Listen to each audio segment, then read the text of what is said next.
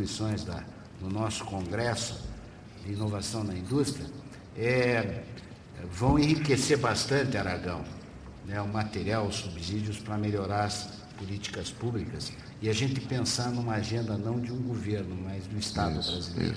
Acho que essa é a missão que nós podemos nos propor. Muito bem. Esses três públicos, né, o núcleo empresarial que está interessado em tecnologia, o núcleo acadêmico, o núcleo de executivos da área pública, para nós podermos, então, fazer a pressão a que o Clodovaldo Pavan se referiu para fazer acontecer mudanças de atitude. Aí sim, que essa é fundamental, que é o terceiro grande desafio, é que o Brasil carece, não tem uma política econômica que proporcione um ambiente plenamente favorável aos negócios e aos investimentos de forma sustentável. É isso que é a grande conquista que o Brasil precisa fazer. Nós temos que mudar a política econômica, ou melhor, tem que se criar uma política econômica para o Brasil que favoreça o crescimento e proporcione meios para que o potencial do Brasil possa se desenvolver. O Candotti também falou que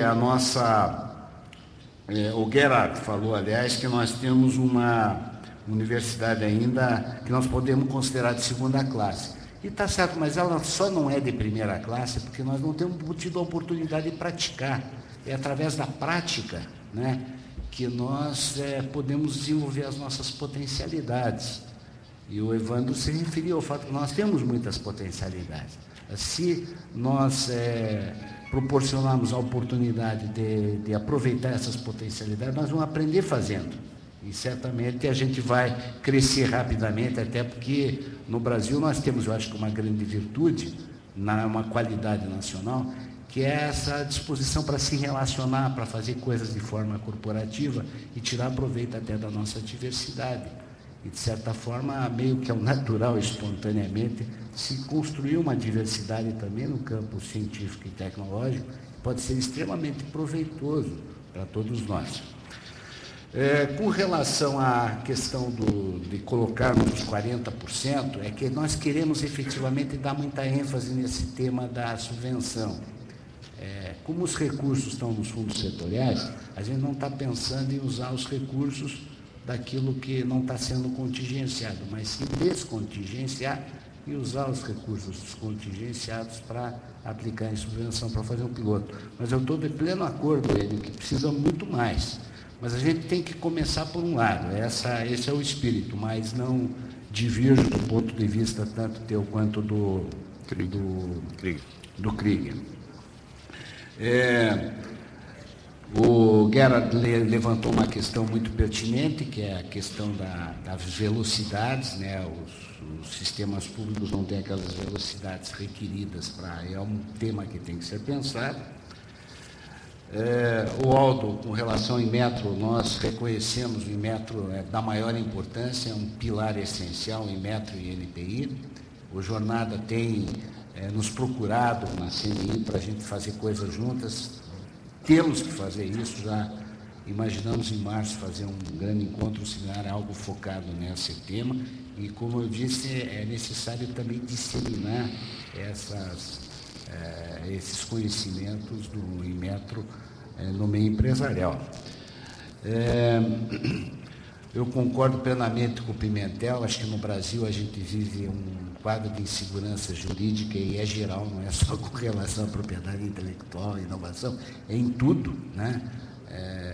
A insegurança jurídica no Brasil, mas no caso específico isso se torna mais agudo ainda na questão da propriedade intelectual, porque a gente já não tem uma segurança jurídica naquilo que é conhecido, que é usual, imagine em coisas novas. E é muito oportuna a tua lembrança.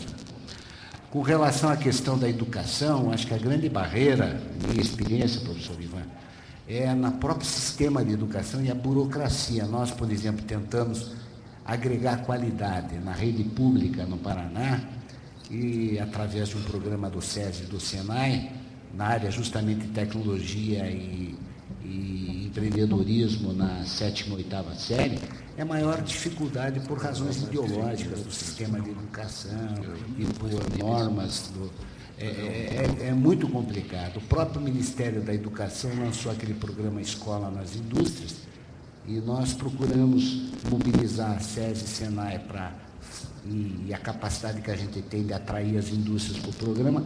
No entanto, por uma questão também de ordem ideológica, as iniciativas, as propostas do SESI e do SENAI não foram acolhidas pelo simples fato de que a lógica daquilo era fazer através de ONGs, etc.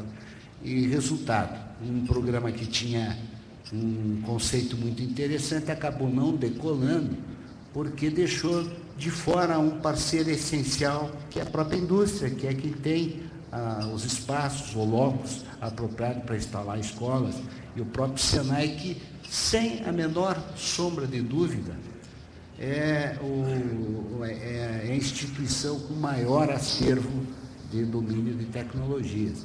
Então, a gente tem que superar esses preconceitos, essas idiosincrasias e alcançarmos esse estágio a que o professor Krieger se referiu e que o Evandro tão bem ilustrou, da importância da gente se unir, se alinhar e combinar esforços, forças e talentos em proveito de uma melhoria sistêmica geral.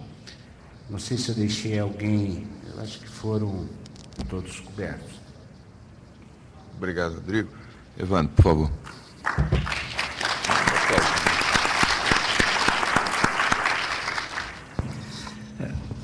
Vou tentar comentar um pouco os temas, comentários rápidos, né? A gente está com pouco tempo. Primeiro, é claro que, e acho que isso ficou muito visível nas discussões de todos esses dias, a gente tem desafios institucionais muito grandes. Nossas instituições não estão ainda calibradas ou em sintonia com isso, é preciso mudar muita coisa, e nesse aspecto os marcos legais são fundamentais. A gente tem que, não só não podemos subestimar, mas temos que colocar como uma das dimensões essenciais. Esse é um trabalho, já era uma preocupação na conferência e é uma agenda que é essencial. A questão da educação apareceu em várias intervenções. Deixa eu comentar em dois aspectos, só ela é enorme. Enio Candotti insiste com toda a razão que há uma dimensão da educação para essa curiosidade e para essa entrada em cena da cabeça e das mãos do jogo, que precisa ser problematizada também e com muito mais vigor. Então, há, obviamente, uma agenda que é proposta aqui e que deve ser retomada com muita força. O professor Ivan Izquierdo, em especial, enfatizou, que estava presente também, que o problema educacional é amplo, não é total, é como um todo. Eu não poderia concordar com o senhor mais do que eu concordo, é absoluto. Só queria lembrar uma coisinha para encurtar um pouco. O combate é simultâneo, não é? Só para dar um pequeno exemplo, que eu já explorei em outros momentos. Santa Rita do Sapucaí, uma pequena cidade, 30 mil habitantes, sul de Minas, era uma cidade pobre, não tinha muita coisa, fez uma opção por um processo complexo, por criar um conjunto de um pouco mais de uma centena de empresas pequenas, mas voltadas para a produção com valor agregado, da área de telecomunicações, informática e tal. O que aconteceu com a educação? Ela foi puxada como um todo para cima. O operário para trabalhar nessa empresa tem que ter um mínimo de 8 anos de escolaridade. E todos têm mais do que isso, além da formação contínua. Resultado, quando eu fazia parte da Comissão de Educação de Minas, por exemplo, que ia de cidade em cidade, aí vinham prefeitas, diretoras, mais algum, chegava em Santa Rita e vinha a cidade inteira. Não cabia na sala, tinha gente pendurada no lustre, né, para poder discutir, porque a questão concernia a vida de todo mundo explicitamente. Então, o jogo, o problema é enorme, é dramático, é patético das dimensões, temos que mobilizar aí todas as nossas energias. Mas é junto, eu acho, né, porque essas questões todas. E, professor, o livro, o senhor tem toda a razão, uma beleza, né? Precisamos fazer a nossa cruzada pró-livro aqui, com todo o carinho. Bom, todas as questões são essenciais. Talvez só comentar duas coisas. Propriedade intelectual, e especialmente foi Francisco da Federal do Espírito Santo que comentou, né? Eu tenho uma visão um pouco diferente. E eu também não tenho delegação do Brito para falar a respeito. O que o Brito tinha comentado é o seguinte: nos Estados Unidos foi feito um grande esforço para as universidades patentearem. Isso começou em 84, com o chamado Bayh-Dole Act, que foi a primeira lei da inovação americana, seguida de várias outras. elas tentavam resolver o lado de querela que tem ou de litígio na propriedade intelectual, estabelecendo uma regra universal para todos. Então, enfim, a gente